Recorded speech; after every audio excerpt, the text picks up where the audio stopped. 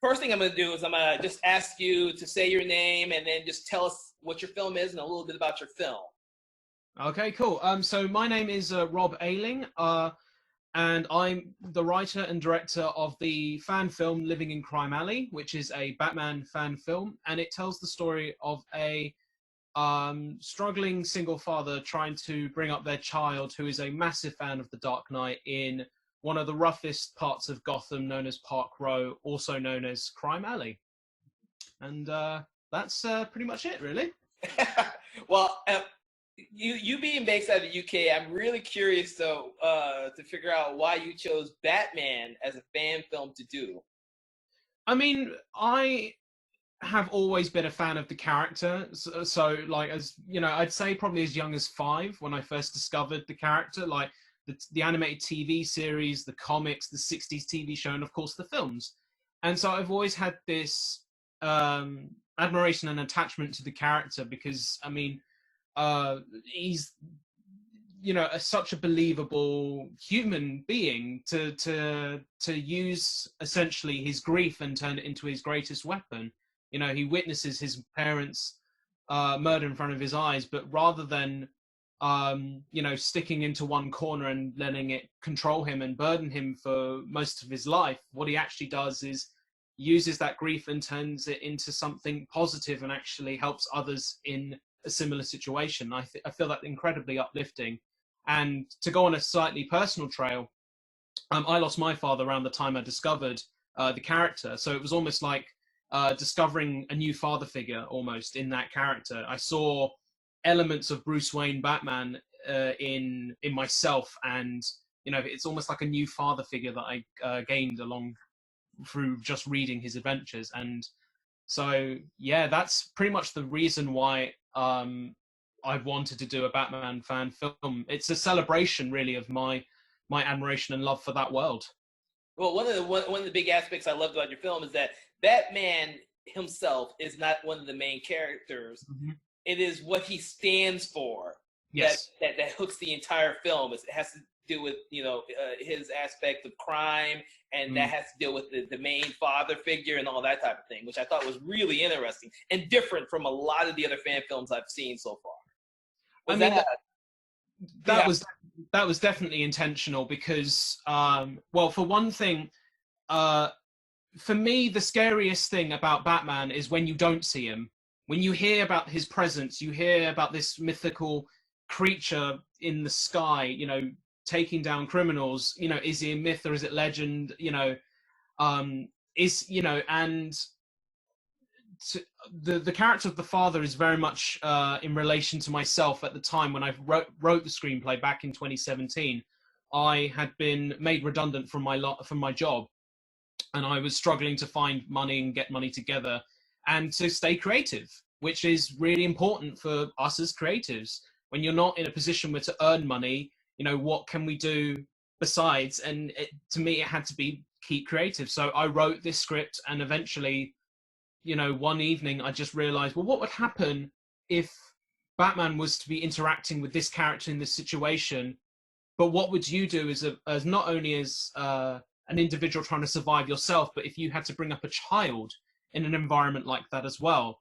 And what I really love about this as well, this take is, it's almost like the complete opposites of, as you said, it's the complete opposite of what we normally see. It's, instead of seeing a rich person taking down these criminals and stuff, here we have basically the working class trying to survive in this city. We're in a ground level Gotham, and we're not high up in the sky as we normally are.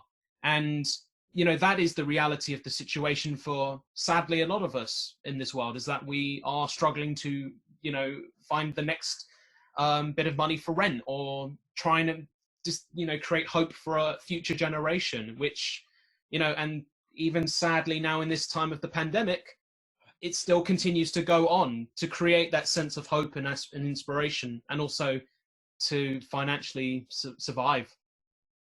So, and there's something interesting about Batman as well being created in the 1940s as well, you know, around, you know, the recession as well, you know, and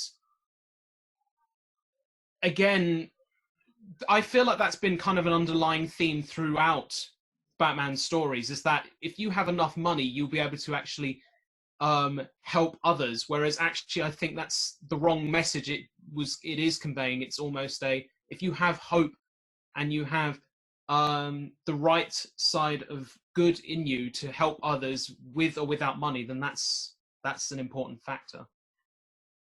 Cool. So one of the big questions I know a lot of people are going to have when they watch this is, why did you decide to do a fan film instead of like a regular original film? I guess that's part of the challenge within itself,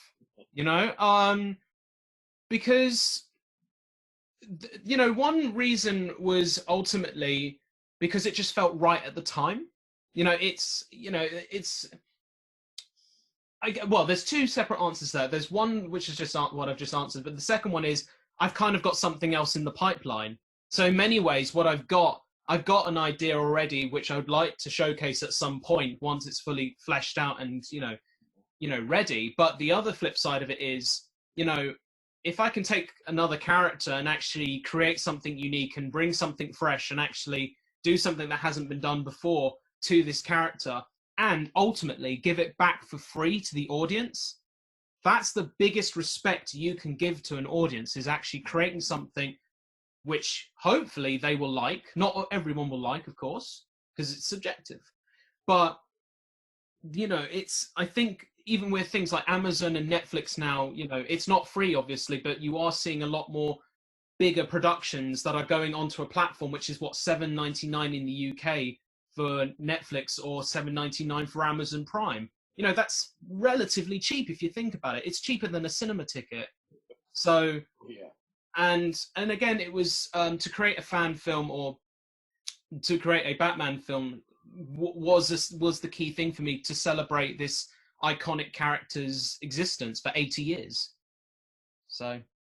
Now, I've done a lot of fan films myself. I haven't attempted any type of superhero fan film myself, right. But I've realized that a lot more people have been watching those films that I've been a part of than some of the more original ones.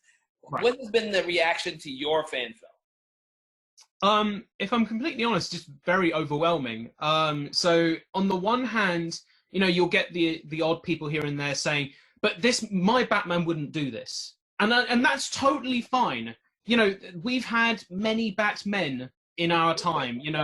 Some people like George Clooney. I didn't mind him as Bruce Wayne. As Batman, he's awful. But everyone is going to have their own opinion about these characters, and that's the beautiful thing about doing this type of film, is that some people will be attracted to what you bring in, and some people won't. Some people just want things to stay the way they are. But, for me, and for this film, it has been, really well praised. Again, the odd people here and there have said, they don't like certain things, and that's absolutely fine. But for me, whether it's good opinions or bad opinions, I just really wanted to make the film. And that's, you don't make films necessarily just to, please the masses, as it were, because you ultimately want to please yourself, because you are an audience member first and foremost. I was taught at film school that when you write a first or second draft of a script, it's no longer yours, it's the audience's. And I've always found that to be an interesting statement, because then that's that whole thing of, well, does the auteur theory really exist? Does directors really have complete total control of their film? And on the flip side, no, they don't. But on the other, yes, they do, because it is their voice ultimately. So it's been, as I said, it's been a really lovely response to the film, and I love the fact that people are coming up to me still and saying, "Oh, I love how you did this because it relates to this." And then even if I didn't mean it that way, I'll be like, "Yeah, sure, why not? Yeah, of course, yeah, why not?" So, how old is this film, by the way? So this was released on December the 13th, Friday the 13th, I should add, in 2019. So I can understand now why I like it so much, since it was released on my birthday. So no, December 13th. Yeah. Oh wow! Interesting. Amazing. Amazing. I had some kinship when I was watching this movie. Yeah, okay, I understand. Oh, interesting.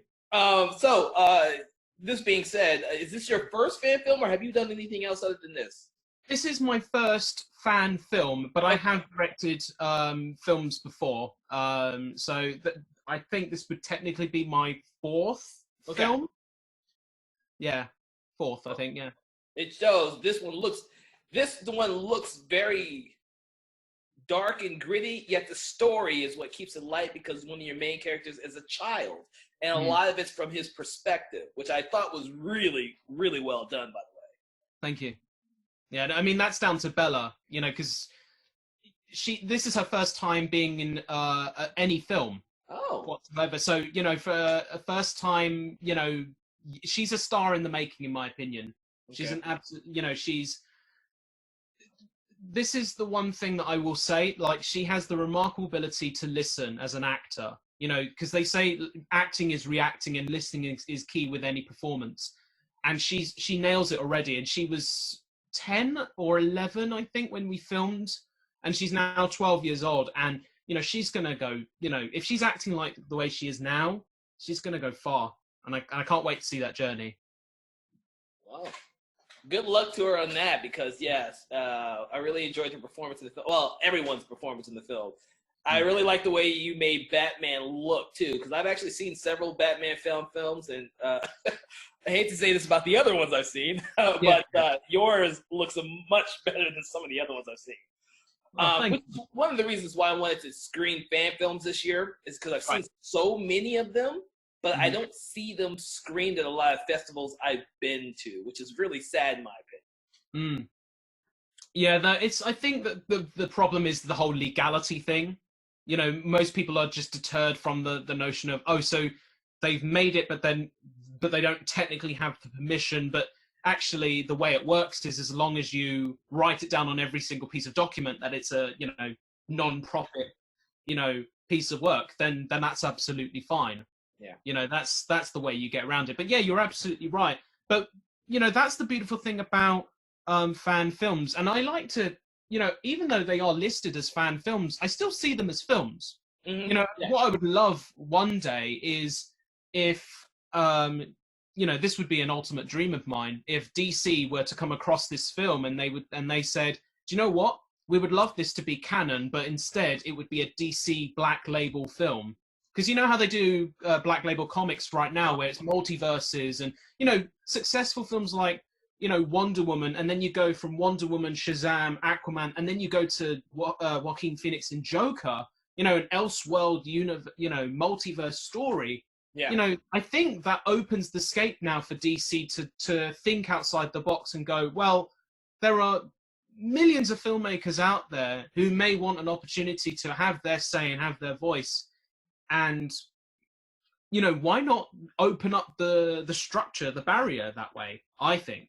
Yeah. Because I think, as you said, there are some really strong fan films out there, not just Batman ones as well. There's loads of Star Wars ones. In fact, they've done a whole, community based off them, there's so much love there for that material. Star Wars and Star Trek are probably who I've seen way too many of. Yeah.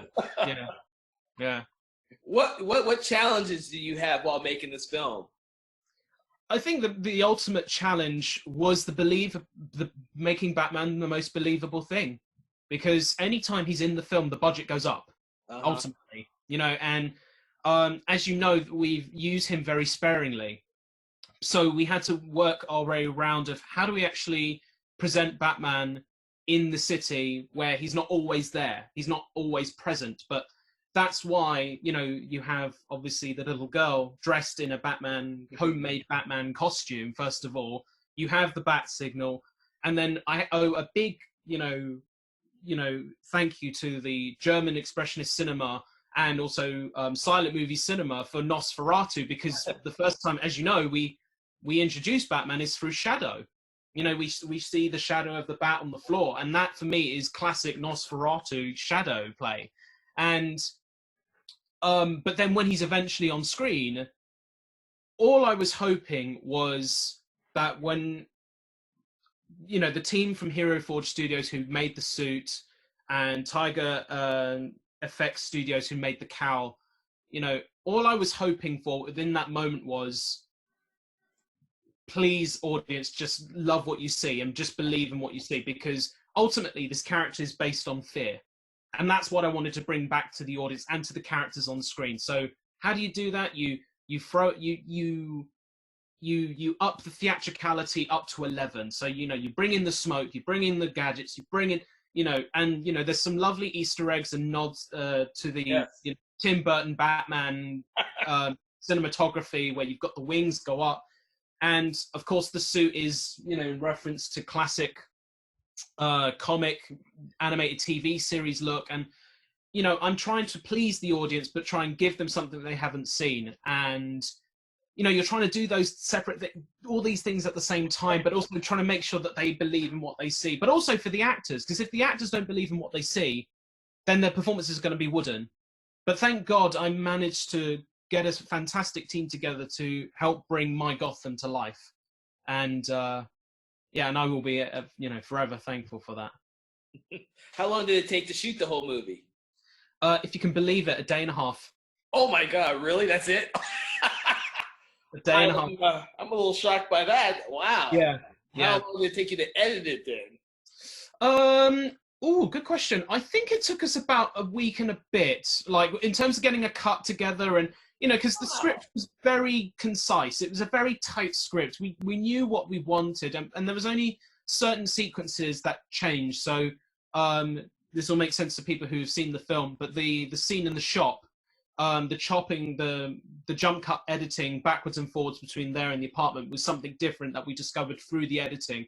And I think, you know, it and the score as well from Christian really gives it this animalistic, bombastic feel of, you know, we're seeing the two flips of a good mask and a bad mask being used in that situation. And yeah, and it works so well. So, you know, when you have the time, take it in terms of editing, because, you know, your editing can totally restructure your film in a completely different way that you hadn't thought about. And that scene in particular is a prime example of it. Oh, that's great. That's great. The only film I had that experience on was a film that I made into a silent film when the actual footage didn't come out the way I wanted it. It made a better film. It made a whole better film. My editor came up with this great idea. Let's make it into a silent film. It's like, wow. That's actually was good. And it came, everyone loved the silent film version. If they had seen the color version, the way it was originally done. Right. My God. But yes, you are absolutely correct. In editing, you can salvage some stuff. Yeah, no, totally. So is that technically a director's cut then, yours? The one that went to silent movie, or was it It's a combo between me and my editor. Because only I have ever seen the original director's cut. It is right. It's not good. We rearranged some scenes. We cut some other stuff out. We added the title cards like a silent movie. We added actual in the public domain silent music. Yeah. And it changed the whole atmosphere of the film, and that was the version that people loved. And I thank God no one saw my version. Yeah. Right. But yes, I understand that completely. Yeah. Oh man. So can you tell us a little bit about what you're working on next, or are you going to keep it on tight lip? No, I'll share some stuff. I mean, I just recently, so as I said before, it's really important to stay creative, even in the worst circumstances, like right now. So I actually made a film in lockdown. It's a short documentary. It's only 90 seconds long as well. Oh, wow. And it's called Hands. And it's the story of a woman who's in lockdown, who's actually slowly losing the ability to use her hands. So she's losing the nerves in her hands, basically. And it is based on a story of someone who I live with who, she's going through that pain right now. So it's about that, but it's also about how do you deal with the physical problems of being in lockdown, but also how do you deal with the mental problems of being in lockdown as well. You know, when the mind is in a pressure cooker, I'd like to say, you know, it can be too much. And in the space of 90 seconds, we try to raise those questions and answer some as well, and maybe even raise some more. So, yeah. Wow. That's impressive. 90 seconds. Wow. Yeah, yeah, yeah. So No, it was, one of those one-day those one-day film competitions where it has to be like a minute or 2 minutes long. yeah, yeah, yeah. Yeah, no, it very much was in vain of that. Except we filmed this over a space of a couple of days because only certain moments and certain times where she could use her hands properly and stuff. So I had to be very considerate in that regard. And then it was just cutting down. Being completely honest here, we cut down a 45-minute long interview down to 90 seconds. So it was just picking out what was the truth to bring in for these moments into this film. And it's only shot through close-ups of hands. So there's no wide shots at all. It's just, how do we, it's close-ups of her using her hands in this difficult time. Oh. So, okay. Yeah. So any final words for us here in regards to your film, other than, of course, go out there and watch the film, everyone? Yeah, no, absolutely. I mean, yeah, please check out the film, Living in Crime Alley. And you can follow us on Instagram. We're on Living in Crime Alley there. You can follow me on Rob Ayling Film on Twitter, and on Instagram it's just Rob Ayling as well. I hope you guys all enjoy the other films that are playing at the Something Wicked Film Festival as well. I had a chance to watch all the fan films yesterday as well. I think this is really, I have to say that the competition this year has been really strong. And I want to thank you guys as well for actually putting on this festival during this difficult time, because I think a lot of people right now feel a sense of uncertainty and confusion about everything in terms of film and theatre in particular. I mean, we don't know what the hell's going to happen with theatre right now, but the fact that you're able to put on this film festival and on this platform as well is really reassuring to creatives out there. So from one creative to another, I want to say thank you for keeping the spirit of film and film festivals alive during this time.